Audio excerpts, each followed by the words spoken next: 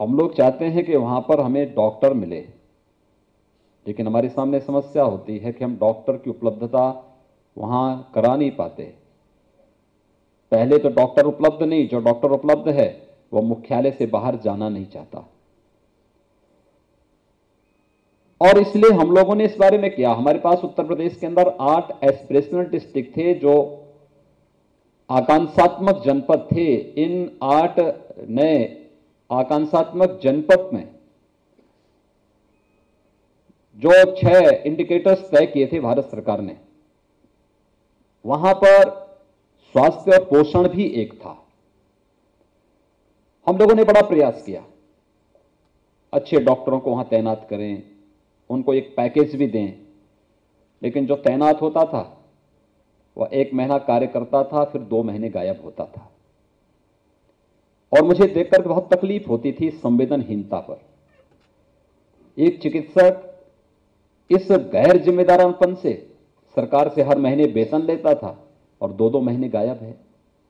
10 बहाने उसके होते थे। हमने एक जनपद में टेलीमेडिसिन की व्यवस्था शुरू की और हमने उसको एसजीपीजीआई के साथ जोड़ा।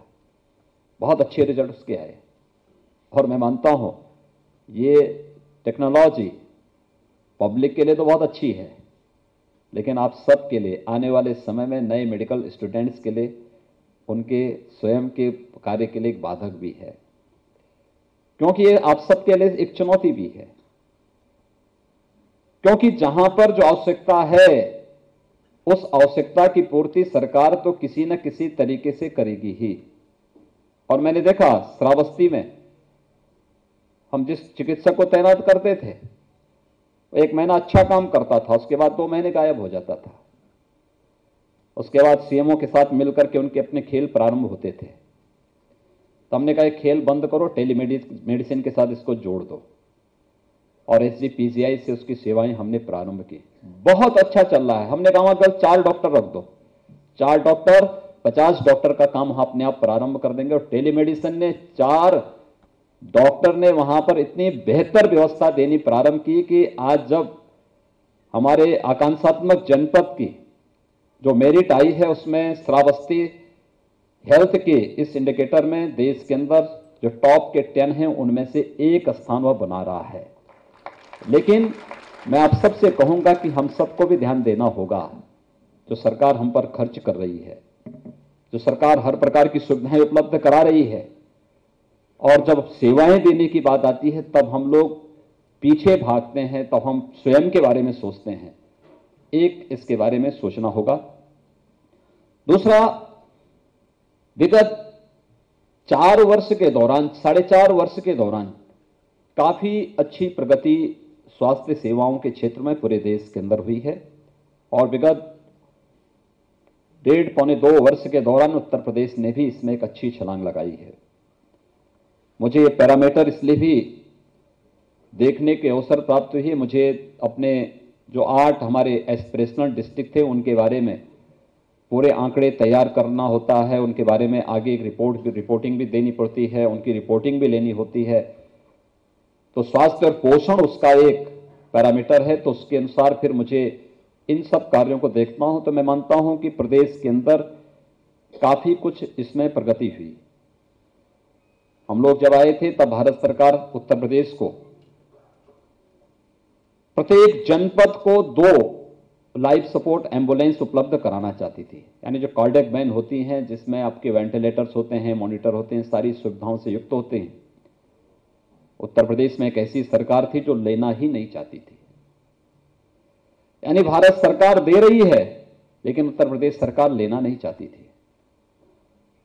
मार्च 2017 में जब हम लोग आए, मुझे जानकारी मिली कि भारत सरकार 150 लाइफ सपोर्ट एम्बुलेंस देना चाहती है, लेकिन पिछली सरकार ने रुचि नहीं ली। अगर हम लोग प्रयास करेंगे तो मिल सकते हैं। हमने कभी इसमें प्रयास नहीं, आवश्यकता पड़ती तो दिल्ली में जाकर के भी जबरदस्ती लाने की आवश्यकता पड़ी तो लेकर के आओ। और आज मुझे मई तक ये सभी एम्बुलेंस मार्च 2017 में प्राप्त, मई 2017 में प्राप्त हो गई थी। हम लोगों ने प्रत्येक जनपद को 2-2 लाइफ सपोर्ट एम्बुलेंसेज उपलब्ध कराई।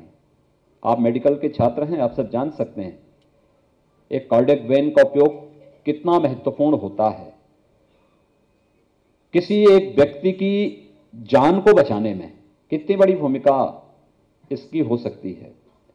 और वह कार्य उत्तर प्रदेश के अंदर हुआ। मैं एक दिन इनकी रिपोर्ट देख रहा था, 78,000 से अधिक लोगों के जीवन को बचाने का कार्य इस दौरान इन हमारी लाइफ सपोर्ट एम्बुलेंसेस ने प्रदेश के अंदर किया। 100 नई लाइफ सपोर्ट एम्बुलेंसेस हम लोगों ने फिर से अपने इस बेड़े में शामिल किए हैं, जिससे बड़े जनपद में हम 2 दे सकें और छोटे जनपद में एक और उपलब्ध करा सकें। इसके साथ ही प्रदेश के अंदर नेशनल मोबाइल मेडिकल यूनिट को भी हम लोगों ने प्रारंभ किया है। अब तक एक मरीज चिकित्सालय तक जाता था, चाहे वो बेसिक हेल्थ पोस्ट हो, चाहे वो पीएचसी हो, सीएचसी हो, डिस्ट्रिक्ट हॉस्पिटल हो या मेडिकल कॉलेज हो, वहां जाता है और वहां जाकर के वह डॉक्टर के सामने उसको वहां बैठना पड़ता है।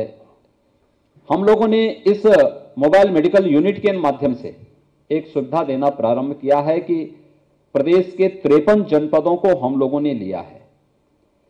प्रत्येक मेडिकल यूनिट में एक चिकित्सक, एक पैरामेडिकल का स्टाफ, एक टेक्नीशियन वहां पर उसके साथ रहेगा। वह जनपद में जाएगा और भारत सरकार के सहयोग से हम लोगों ने उन जनपदों को जो अभी स्वास्थ्य के इस पैरामीटर में बहुत पीछे हैं, उन जनपदों में हम इनको तैनात कर रहे हैं। अब डॉक्टर मरीज के घर में जाएगा, ये मेडिकल वैन हर गांव में जाएगी और गांव में अपनी बेहतर स्वास्थ्य सुविधा उपलब्ध कराएगी। चिकित्सकों की संवेदना को, प्रत्येक जन के मन में उस संवेदना को एक बार पुनः पैदा करने का एक भाव इसके माध्यम से हम लोगों का है। यह कार्य भी हम लोगों ने प्रदेश के अंदर प्रारंभ किया है और मेरा मानना है इसके बहुत अच्छे परिणाम आने वाले हैं, बहुत अच्छे परिणाम इसके आएंगे। देश के अंदर स्वास्थ्य के क्षेत्र में जो नया परिवर्तन हुआ है, आयुष्मान भारत दुनिया की सबसे बड़ी स्वास्थ्य हेल्थ केयर की जो सबसे बड़ा जो कवरेज है, इसके माध्यम से हम लोग देने जा रहे हैं। उत्तर प्रदेश के अंदर, अकेले उत्तर प्रदेश के अंदर 6 करोड़ लोग हैं जो इस योजना से लाभान्वित होंगे। बचे हुए 56 लाख अन्य जो लोग थे जो आयुष्मान भारत से कवर नहीं हो रहे थे, हमने राज्य सरकार की तरफ से उनके लिए भी योजना लागू की है कि वे लोग भी इससे आच्छादित हो सकें। और 1 मार्च से हम उन्हें उत्तर प्रदेश सरकार की ओर से एक इस प्रकार का गोल्डन कार्ड उत्तर प्रदेश सरकार की ओर से अतिरिक्त उनको जारी करने वाले हैं, जिससे प्रदेश के अंदर हर एक गरीबी रेखा के नीचे जीवन यापन करने वाला व्यक्ति वर्ष में 5 लाख रुपए तक की स्वास्थ्य सुविधा का, बीमा का कवर प्राप्त कर सके। और ये सुविधा उत्तर प्रदेश के अंदर हम लोगों ने प्रारंभ की है। मेरा यह मानना है कि स्वास्थ्य का क्षेत्र यह नए अनुसंधान के साथ तो जुड़ा ही है, लेकिन इसके साथ एक चिकित्सक की संवेदनशीलता, उसका संवेदनशील व्यवहार, मरीज के साथ उसका बेहतर संवाद, यह इसकी सबसे बड़ी, इसका आधारशिला, इसके बैकबोन है। अगर आप एक चिकित्सक संवेदनशील नहीं हो सकता तो मुझे लगता है कि वह अपने स्वयं के पेशे के साथ स्वयं धोखा कर रहा है। और इसलिए हमारा प्रयास होना चाहिए कि हम बेहतर स्वास्थ्य सुविधा लोगों को उपलब्ध कराने के लिए सरकार के स्तर पर तो सरकार हर स्तर पर प्रयास करेगी, हर प्रकार की सुविधाएं उपलब्ध कराएगी। लेकिन हमारे जो चिकित्सक हैं और खासतौर पर मेडिकल कॉलेजेस में इस बात को थोड़ा आप ध्यान दें कि अक्सर जो हमारे पास आता है, तामीरदारों के साथ मारपीट करने की शिकायतें आती हैं, दुर्व्यवहार की शिकायतें आती हैं। कितना खराब मैसेज होता है आप लोगों के प्रति। मुझे याद है कितना बदला है, कितना परिवर्तन हुआ है। और मैं अक्सर इस बात को कहता हूं, मुझे याद है आज से लगभग 25 वर्ष पहले गोरखपुर में एक चिकित्सक का अपहरण हुआ था। अपहरण होते समय पूरा गोरखपुर और पूर्वी उत्तर प्रदेश हम लोगों के साथ आंदोलन में सड़कों पर आया था। एक चिकित्सक का अपहरण हो गया, बिहार के अपराधी थे, पकड़े गए, मारे गए। डॉक्टर को हम सकुशल वापस लेकर के आए। उसके 12 वर्ष के बाद फिर एक चिकित्सक का अपहरण हुआ। मैं धरने पर बैठा था, एक पब्लिक आदमी मेरे पास आया, कहा क्या योगी जी आप भी इन लोगों के लिए बैठ जाते हैं। मेरे साथ कुछ चिकित्सक भी बैठे थे। मैं लोगों के व्यवहार को देख रहा था। मैंने उसको बुलाया, मैंने कहा ऐसा क्यों बोल रहे हो भाई, अपहरण तो किसी का भी हो जाएगा। कहा ये सब जो है हमारे साथ कितना दुर्व्यवहार करते हैं ये डॉक्टर जब हम इनके पास जाते हैं। कोई छूट करते हैं, सरकार से भी वेतन लेते हैं और फिर प्राइवेट प्रैक्टिस के नाम पर भी लूटते हैं। इनका तो अपहरण होना ही चाहिए। यह एक टिप्पणी थी एक पब्लिक के मैन की, कॉमन मैन की। मुझे अंदर से झकझोर दिया इस घटना ने कि 12 वर्ष पहले एक डॉक्टर का अपहरण होता है। पूरा शहर, पूरा गोरखपुर, पूरा पूर्वी उत्तर प्रदेश हमारे उस आंदोलन में भागीदार बनता है। और 12 वर्ष के बाद आज एक डॉक्टर का फिर से अपहरण होता है। और अपहरण होने के बाद एक पब्लिक के मैन की, कॉमन मैन की टिप्पणी होती है कि डॉक्टर संवेदनहीन है, इनके प्रति किसी प्रकार की कोई सद्भावना नहीं होनी चाहिए। ये जो भाव है पब्लिक का, हमें इसको समझने का प्रयास करना चाहिए। याद रखना, पैसा किसी के साथ नहीं जाता है। व्यक्ति खाली हाथ आया है, खाली हाथ ही उसको जाना है। लेकिन आपकी संवेदनाएं और आपके द्वारा किए गए प्रयास आपको एक महान चिकित्सक की श्रेणी में ला करके खड़ा कर सकता है। और इसलिए मैं आप सबसे कहूंगा, ये जो सरकार नई नई सुविधाएं दे रही है, व्यवस्थाएं दे रही है, ऐसे क्या होता है, हम सब कुछ देते हैं मेडिकल कॉलेजेस में, डिस्ट्रिक्ट हॉस्पिटल्स में। वहाँ हमारा MRI भी है, CT स्कैन भी है, कलर डॉपलर भी है, हमारे वहाँ पर एक्सरे की सारी सुविधाएं हैं, सब कुछ हम सारी चीज़ें दे रहे हैं। लेकिन आप देखेंगे 2 महीने के बाद सब खराब पड़े रहते हैं और हर एक चिकित्सक प्राइवेट प्रैक्टिस करने वाले को बाहर भेजता है या फिर बाहर कहीं इन जितनी जांचें हैं सब बाहर करने के लिए क्यों भेज देता है? क्यों आप EMC नहीं करवाते? क्यों CMC नहीं करवाते? एक मशीन को मैं अगर अपने किसी निजी हॉस्पिटल में लगाता हूं, 12-12 साल, 10-10 साल हम उसको चला सकते हैं। मेडिकल कॉलेजेस में, गवर्नमेंट कॉलेजेस में या हॉस्पिटल्स में यही 6 महीने भी नहीं चल पाती है। इतना गैर जिम्मेदाराना जो हरकतें हम सब की होती हैं, ये हम सब के अपने देश के प्रति उन भावनाओं को व्यक्त कराने के लिए हम सबको मजबूर करती हैं सोचने के लिए कि हम आखिर कहां ले जाना चाहते हैं अपने देश को। क्या केवल सीमा की सुरक्षा करने वाले सैनिक की ही जिम्मेदारी है कि सेना वह दुश्मनों की गोली खाए और दुश्मनों पर गोली चलाएं? हम सबकी कोई नैतिक दायित्व तो नहीं बनता है कि हम जिस क्षेत्र में हैं, जिस फील्ड में हैं, वहां पर रह करके हम भी उस प्रकार की बेहतर सेवाओं के माध्यम से ईमानदारी के साथ अपने कर्तव्यों का निर्वहन कर सकें। डॉक्टर हर्षवर्धन जी ने जो इस बात को कहा कि मैं जब यहां आता हूं तो इस संस्थान को केवल एक संस्थान नहीं मानता, एक मेडिकल कॉलेज नहीं मानता, मैं इसको मंदिर के रूप में पवित्र मानता हूं।